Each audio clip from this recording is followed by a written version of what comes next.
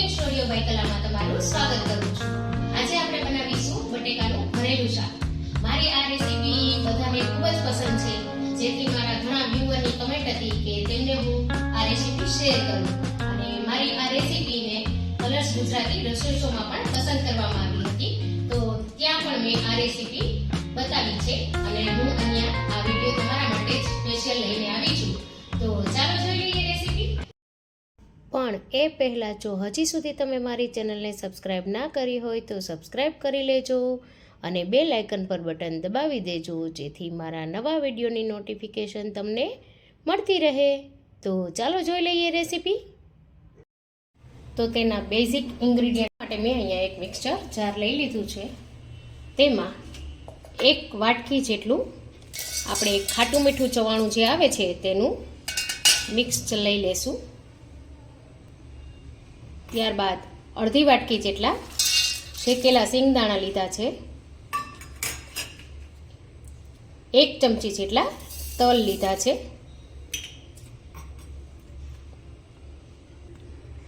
1 ચમચી જેટલી વરિયાળી, અડધી ચમચી જેટલી ખાંડ, સ્વાદ અનુસાર મીઠું। મીઠું વધારે નથી લેવાનું, કેમ કે ચવાણુંમાં ઓલરેડી મીઠું હોય છે, એટલે મેં અહીંયા અડધી ચમચી કરતાં પણ થોડું ઓછું મીઠું લીધું છે। પછી તમે તમારા ટેસ્ટ મુજબ ઓછું વધારે લઈ શકો।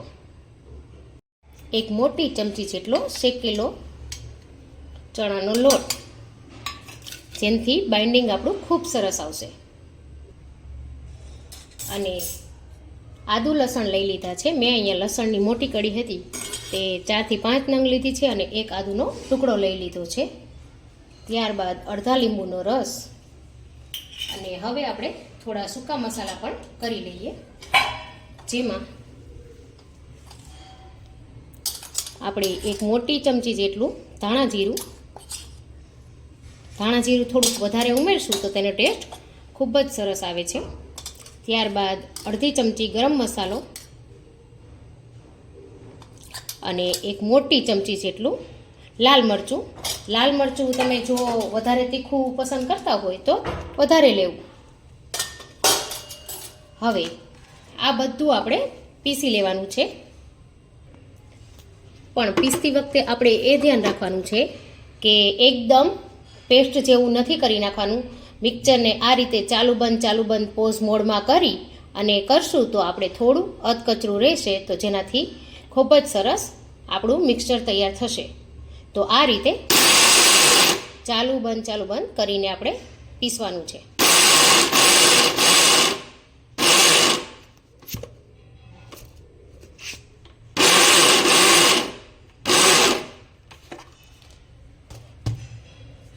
તો અહીંયા મેં પીસી લીધું છે, અને તમે જોઈ શકો છો કે આ રીતે અધકચરું વટાયું છે। આપણે આવું જ ટેક્સચર આપવાનું છે, એકદમ પેસ્ટ નથી કરવાની। તમે જોઈ શકો છો કે કણી કણી જેવું દેખાઈ રહ્યું છે, અને ખૂબ જ સરસ આપણું આ મિક્સચર તૈયાર થઈ ગયું છે।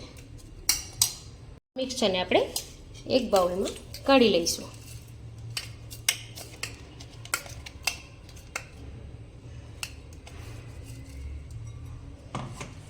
તમે જોઈ શકો છો કે કેટલું સરસ રીતે પીસાઈ ગયું છે। અને હા, આમાં તમારે લસણ જો ના નાખવું હોય, ના પસંદ હોય, અથવા તો ના ખાતા હોય તો તમે સ્કીપ પણ કરી શકો છો, ખાલી તમારે અહીંયા આદું ઉમેરી દેવું। હવે આ મસાલામાં આપણે ધાણા ભાજી કાપી લઈશું।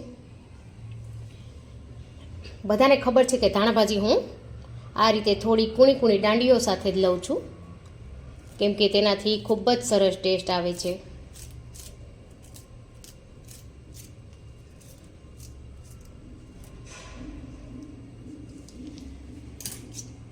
મેં અહીંયા ધાણા ભાજી ઉમેરી દીધા છે। તો હવે તેમાં ધાણા ભાજી ઉમેરાઈ જાય એટલે તેમાં આપણે 2 ચમચી જેટલું શેંગ તેલ ઉમેરીશું, જેનાથી ટેસ્ટ ખૂબ જ સરસ આવશે અને મસાલાનું બાઇન્ડિંગ પણ સરસ બની જશે। તો મેં અહીંયા 2 ચમચી જેટલું શેંગ તેલ ઉમેર્યું છે। હવે આપણા બધા જ મસાલા થઈ ગયા છે, તો આપણે આ મસાલાને હાથેથી થોડો આ રીતે મસળી નાખશું, જેથી કરી તેનું બાઇન્ડિંગ ખૂબ સરસ આવી જશે। અને જરૂર લાગે તો અહીંયા તમારે 1 ચમચી તેલ પાછું વધારે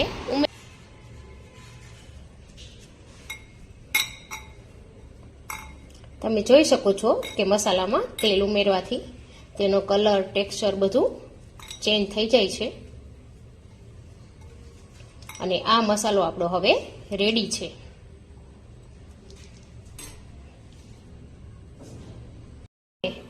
મેં અહીંયા 250 થી 300 ગ્રામ જેટલા બટાકા લઈ લીધા છે.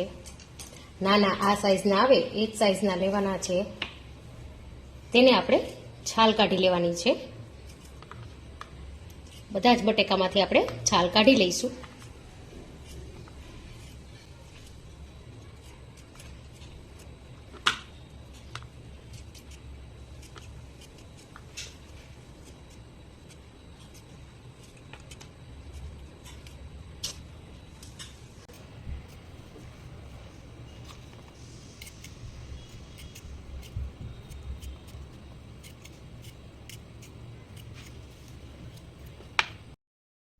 તો મારે અહીંયા બધા જ બટાકા મેં છોલીને તૈયાર કરી લીધા છે. તો હવે એક બટાકાને આ રીતે લઈ, જો મોટું બટાકું હોય તો આ રીતે થોડું અડધે સુધી કાપો પાડવાનો છે.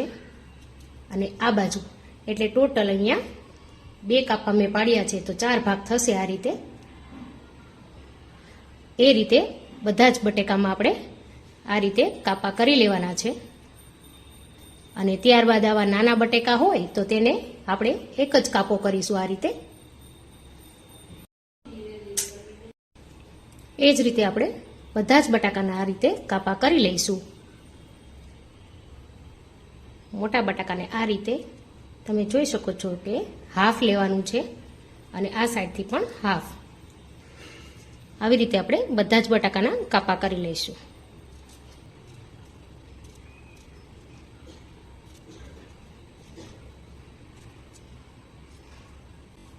તો મારે અહીંયા બધા જ બટાકામાં કાપા તૈયાર થઈ ગયા છે. તો હવે તેમાં આપણે બનાવેલો મસાલો જે હતો તે અંદર સ્ટફિંગ કરશું. આ રીતે આપણે જે કાપા પાડ્યા છે તેમાં આપણે મસાલો ભરતા જવાનો છે. થોડો પ્રેસ કરીને ભરવાનો છે. આ રીતે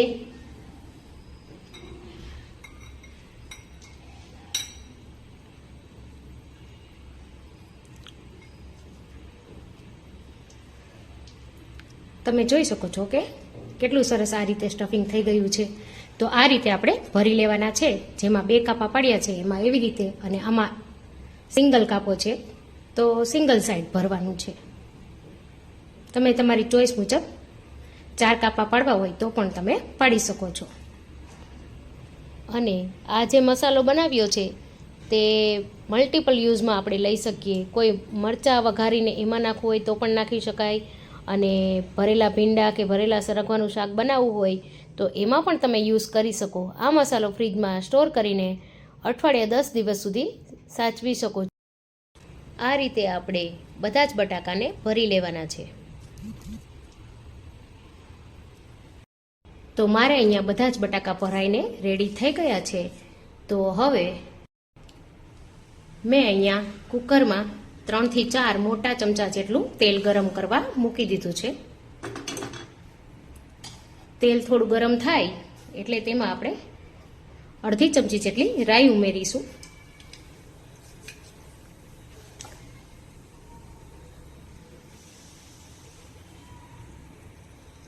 રાઈ થોડી તતડે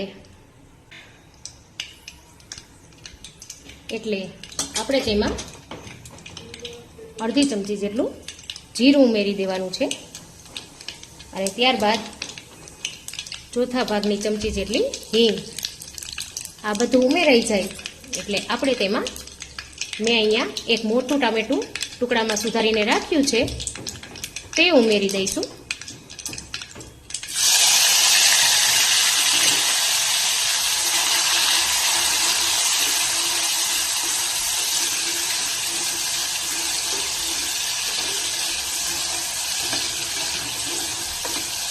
હવે આપણે બધા જ મસાલા અહીંયા કરી લેવાના છે. તો તેના માટે હું અહીંયા મસાલા ના બળે એના માટે થોડું પહેલાં પાણી ઉમેરી દઉં છું.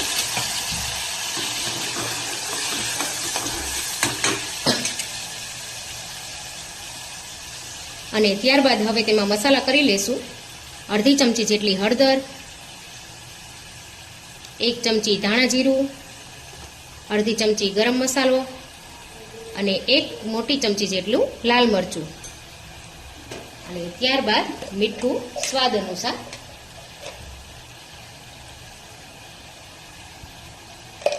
હવે આ બધી જ વસ્તુને આપણે અહીંયા સારી રીતે આ રીતે મિક્સ કરી લઈશું.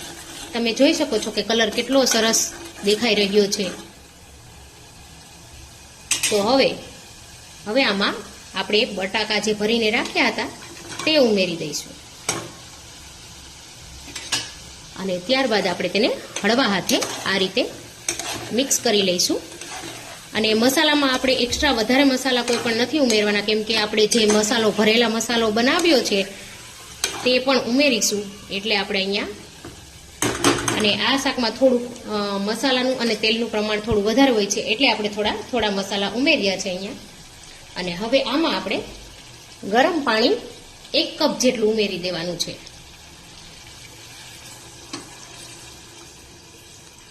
બટેકા ડૂબે એનાથી થોડું વધારે આટલું પાણી આપણે ઉમેરવાનું છે. તો તમે જોઈ શકો છો કે પાણી ધીમે ધીમે સરસ ઉકળવા લાગ્યું છે આ રીતે. તો આપણે આ બટેકા ડૂબે એટલું પાણી ઉમેરવાનું છે અને એક ઉફાણો આવે અને થોડું ગરમ થાય આ રીતે, એટલે આપણે તેમાં બનાવેલો મસાલો ઉમેરી દેવાનો છે ધીમે ધીમે. ગેસની ફ્લેમ આપણે એકદમ મીડિયમ જ રાખવાની છે અને બનાવેલા મસાલામાંથી આ રીતે ધીમે ધીમે ઉપરથી આ રીતે નાખી દઈશું. તમને પસંદ હોય વધારે ગ્રેવી તો વધારે ઉમેરવો, ઓછી ગ્રેવી પસંદ હોય તો ઓછો ઉમેરવો. આ રીતે રાખી અને હવે તેને આપણે ચલાવવાનું નથી. અને હવે આપણે ઢાંકણ ઢાંકી અને 3 સીટી લગાવી લઈશું. અને મેં આ સાઈડમાં અહીંયા ભાત પણ બનવા માટે રાખી દીધા છે. આ શાક ભાત સાથે ખૂબ જ સરસ લાગે છે. હવે 3 સીટી થઈ ગઈ છે અને ત્યાર પછી પણ 10 મિનિટ રાખવાનું છે. એ આપણી આજની ટિપ્સ છે કે તમે બંધ થઈ જાય કુકર ત્યાર પછી પણ 10 મિનિટ એને એમનેમ રહેવા દેવાનું, જેથી કરી અંદર મસાલો સરસ થઈ જાય અને નીચે પણ ચોટે નહીં. અને હવે આપણે ખોલીશું કુકર. તો તમે જોઈ શકો છો કે કેટલું સરસ ગ્રેવી વાળું શાક બન્યું છે. અને હજી જો તમારે થોડી ગ્રેવી ઘટ્ટ જોતી હોય, આટલી તો ગ્રેવી છે પણ તોય હજી ઘટ્ટ જોતી હોય તો હજી પણ તમારે વધારે મસાલો થોડો નાખવાનો, પણ આટલી ઇનફ છે.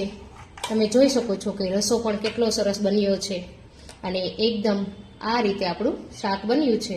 તો હવે તેને એક બાઉલમાં આપણે કાઢી લઈશું. મારા ઘરમાં હું આ શાકને રાઈસ સાથે પીરસવાનું પસંદ કરું છું અને મારા ઘરમાં મારા હસબન્ડ અને મારી ડોટર બંનેને ખૂબ જ પસંદ છે આ શાક. તો અઠવાડિયામાં એકવાર જરૂરથી બને છે.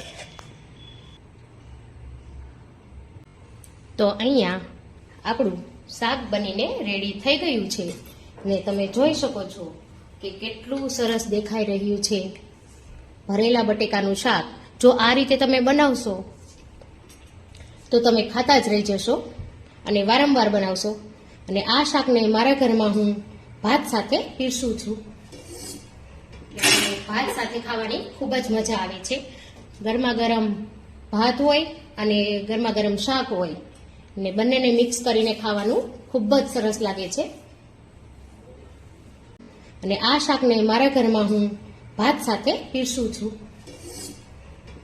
ભાત સાથે ખાવાની ખૂબ જ મજા આવે છે.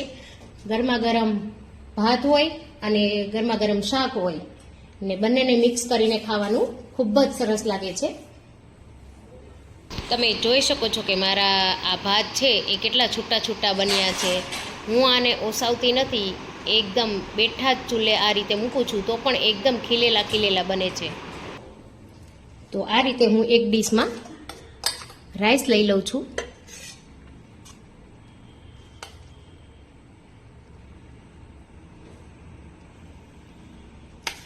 અને સાથે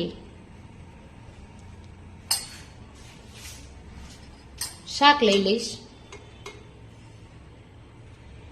ખૂબ જ ટેસ્ટી એવું બંને વસ્તુનું કોમ્બિનેશન એકવાર ઘરે ચોક્કસથી ટ્રાય કરજો તમે, ખૂબ જ સરસ લાગશે. તો તેના પર હવે આપણે ધાણા ભાજી નાખી દઈશું.